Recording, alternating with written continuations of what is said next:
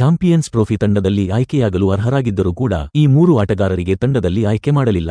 Number 1 Mohammed Siraj. 2023ರವರೆಗೆ Siraj ODI ಕ್ರಿಕೆಟ್ನಲ್ಲಿ number 1 bowler ಆಗಿದ್ದರು. ಇವರು 44 ಪಂದ್ಯಗಳಲ್ಲಿ 71 ವಿಕೆಟ್ಗಳನ್ನು ಪಡೆದಿದ್ದರು ಹಾಗೂ ODIಗಳಲ್ಲಿ ಇವರ ಪ್ರದರ್ಶನ ಅತ್ಯುತ್ತಮವಾಗಿತ್ತು. ಆದರೂ ಇವರನ್ನು ಸೆಲೆಕ್ಟ್ ಮಾಡಲಿಲ್ಲ. ನಾನು ಇವರನ್ನು ಅರ್ಷದೀಪ್ ಸಿಂಗ್ನ ಬದಲು ಆಯ್ಕೆ ಮಾಡಬೇಕಿತ್ತು ಎಂದು ಹೇಳುತ್ತಿಲ್ಲ, ಏಕೆಂದರೆ ತಂಡಕ್ಕೆ ಎಡಗೈ ವೇಗದ ಬೌಲರ್ನ ಕೂಡ ಅಗತ್ಯವಿದೆ. ಆದರೆ 4 ಸ್ಪಿನ್ನರ್ಗಳಲ್ಲಿ ಯಾರಾದರೂ ಒಬ್ಬರ ಬದಲು ಸಿರಾಜ್ ಅವರನ್ನು ತೆಗೆದುಕೊಳ್ಳಬೇಕಾಗಿತ್ತು, ಏಕೆಂದರೆ ದುಬೈ ಪಿಚ್ಗಳಲ್ಲಿ ಸ್ಪಿನ್ಗಿಂತ ವೇಗದ ಬೌಲಿಂಗ್ ಹೆಚ್ಚು ಪರಿಣಾಮಕಾರಿ ಆಗಿರುತ್ತದೆ. ನಂಬರ್ 2 ಸಂಜು ಸ್ಯಾಮ್ಸನ್. ODIಗಳಲ್ಲಿ ರಿಷಬ್ ಪಂತ್ನ ಸರಾಸರಿ 33 ಇದ್ದರೆ ಸಂಜು ಸ್ಯಾಮ್ಸನ್ ಅವರ ಸರಾಸರಿ 56 ಇದೆ. ಆದ್ದರಿಂದಲೇ ಗಂಭೀರ್ ಕೂಡ ಸಂಜುವನ್ನು ಆಯ್ಕೆ ಮಾಡಲು ಇಚ್ಛಿಸಿದ್ದರು. ಆದರೆ ಅಜಿತ್ ಅಗರ್ಕರ್ ಮತ್ತು ರೋಹಿತ್ ಶರ್ಮಾ ಅಂತಿಮವಾಗಿ ರಿಷಬ್ ಪಂತನ್ನು ಆಯ್ಕೆ ಮಾಡಿದರು. ನಂಬರ್ 3 ಯಶಸ್ವಿ ಜೈಸ್ವಾಲ್ ಅವರನ್ನು ತಂಡದಲ್ಲಿ ಆಯ್ಕೆ ಮಾಡಲಾಗಿದೆ. ಆದರೆ ಶುಭ್ಮನ್ ಗಿಲ್ ಅನ್ನು ಉಪನಾಯಕನಾಗಿ ನೇಮಕ ಮಾಡಿದ ನಂತರ ಇವರಿಗೆ ಹೆಚ್ಚು ಅವಕಾಶ ಸಿಗುವ ಸಾಧ್ಯತೆ ಇಲ್ಲ. ಸ್ನೇಹಿತರೆ, ನಿಮ್ಮ ಪ್ರಕಾರ ಈ ಮೂವರಲ್ಲಿ ಚಾಂಪಿಯನ್ಸ್ ಟ್ರೋಫಿಗಾಗಿ ಯಾರು ಹೆಚ್ಚು ಅರ್ಹರಾಗಿದ್ದರು? ಕಮೆಂಟ್ ಮಾಡುವ ಮೂಲಕ ನಿಮ್ಮ ಅಭಿಪ್ರಾಯವನ್ನು ತಿಳಿಸಿ.